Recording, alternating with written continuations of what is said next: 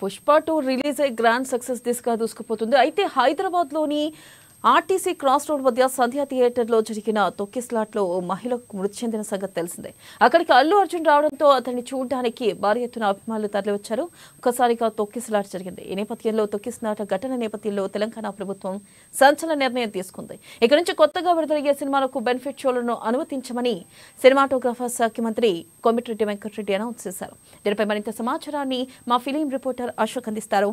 అశోక్, చెప్పండి, కోమటిరెడ్డి వెంకటరెడ్డి సంచలన నిర్ణయమే తీసుకున్నారు. మరి ఈ నేపథ్యంలో ఇటు నిర్మాతలకే గానీ, అలాగే రేపు రానున్న రోజుల్లో కొత్త సినిమాలు రాబోతున్నాయి పెద్ద హీరోలది, వెంకటేష్ ది కానీ, లేదా గేమ్ చేంజరే కానీ, లేకపోతే బాలయ్య సినిమానే కానీ, వీటిపై అధికంగా ప్రభావం చూపించే అవకాశం ఉందంటారా?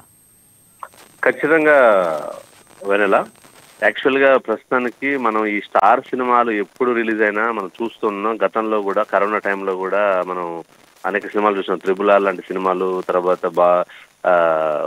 సాహో లాంటి సినిమాలు. ఈ సినిమాలు వచ్చినట్టే స్టార్ హీరోలు అంటే ఇండస్ట్రీ, తెలుగు ఇండస్ట్రీకి సంబంధించినటువంటి ఈ స్టార్ హీరోల సినిమాలు అప్పుడు వచ్చినప్పుడల్లా అంటే ఇప్పుడు పాన్ ఇండియా అంటూ బాహుబలి తర్వాత సినిమాలో ఒక మార్కెట్ పెరిగింది. దీంతో పాన్ ఇండియా పెరిగినప్పుడు రేట్లు తగ్గాలి యాక్చువల్గా. ఎందుకంటే బడ్జెట్ సేమ్ బడ్జెట్లో తీస్తారు. యాక్చువల్గా రావాల్సిన రాబడి వాళ్ళకు అన్ని రకాలుగా వస్తుంది. కానీ పాన్ ఇండియా రావడంతో టికెట్ల రేట్లు ఎక్కువ పెరుగుతున్నాయి.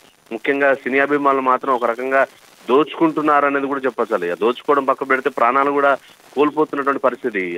అంటే ఆ హీరోలు ఎక్కడైతే సందడి చేస్తున్నారో ఆ సందడి చేసిన కూడా కొంతమందికి గాయాలు అవ్వడం, ఇది చేయడం చాలా అరుదుగా జరుగుతున్నటువంటి ప్రక్రియ. కానీ దీంట్లో సెక్యూరిటీ విషయంలో కానీ ప్రభుత్వాల దగ్గర వారు ఏ రకమైనటువంటి ఇంత బడ్జెట్ చేసిన బడ్జెట్ కి ఎక్కువ చెప్పి అక్కడ ఉన్నటువంటి మంత్రుల్ని, అక్కడ ఉన్నటువంటి మినిస్టర్లని, ఇటు ఏపీ తెలంగాణకు సంబంధించిన అందరినీ కూడా వాళ్ళు చేసుకుంటూ టికెట్ల రేట్లు పెంచుకున్నటువంటి పరిస్థితి చూసాం.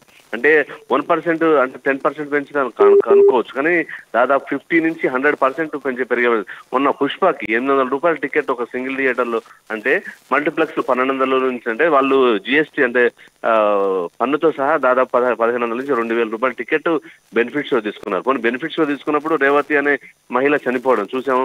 అయితే లేట్ గా స్పందించారు, కానీ ఎటువంటి జరుగుతున్నాయి.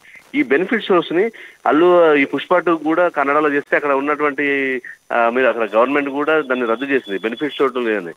అయితే ఈ పరిణామాలు దగ్గర ఉండడంతో ఈ చనిపోవడం, తర్వాత అనేక చోట్ల ఈ ల్యాండ్ ఆర్డర్ సమస్య రావడంతో ఖచ్చితంగా ఈ బెనిఫిట్ షోట్ను తీసేద్దామని, టికెట్ రేట్స్ కూడా తగ్గించే ఆలోచన చేస్తామని దీని కమిటీ ఒకటి చేసుకొని ఖచ్చితంగా త్వరలోనే ఒక మంచి నిర్ణయం తీసుకుంటాను కోమటిరెడ్డి అన్నారు. కోమటిరెడ్డిది ఖచ్చితంగా సీరియస్ గా తీసుకుంటారు.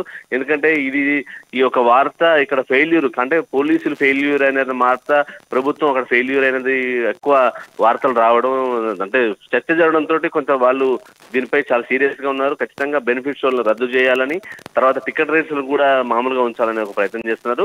ఈ ఎఫెక్ట్ ఖచ్చితంగా డాకు, గేమ్ చేంజర్ కూడా దిల్ రాజు, అంటే ఇక్కడ చూడాలి, దిల్ రాజు ఇప్పుడే ఎఫ్డీసీ చైర్మన్ గా 2 రోజుల క్రితమే సర్క్యులర్ వచ్చింది. ఎఫ్డీ చైర్మన్ గా ఉన్నారు ఆయన, గేమ్ చేంజర్ ప్రొడ్యూసర్ గా ఉన్నాడు. చాలా దాదాపు 500-600 కోట్ల బడ్జెట్ తోటి కూడా ఈ cinema game changer Ram Charan వస్తుంది. అంటే ఇది సంక్రాంతికే వస్తుంది. ఈ టైంలో ఇటువంటి నిర్ణయం తీసుకుంటే అతనికి కూడా ఎఫెక్ట్ పడేటువంటి అవకాశం ఉంది. సో ఏదేమైనప్పటికీ కూడా ఇటు బాలకృష్ణకు, వెంకటేష్ కి, గేమ్ చేంజర్ కి ఈ యొక్క నిర్ణయం మాత్రం చాలా పెద్ద దెబ్బనిస్తుంది. ఎందుకంటే ప్రొడ్యూసర్ దాదాపు టికెట్స్, ఎందుకంటే ఇద్దరికిలో దూరవచ్చు, రోజుల తరబడి ఉండేది. కానీ ఇప్పుడు కేవలం 1 రోజు 2 రోజుల్లో, ఒక 3 రోజుల్లోనే టోటల్ గా కలెక్షన్స్ రాబట్టాలనే దాంట్లోనే ఉండి దాంట్లో టికెట్లు నిలిపిస్తున్నారు. సో ఈ నిర్ణయం ఖచ్చితంగా సినిమా ఇండస్ట్రీకి, టాలీవుడ్ నిర్మాతలకు పెద్ద దెబ్బ అని చెప్పొచ్చు Vennela. Right Ashok, thank you.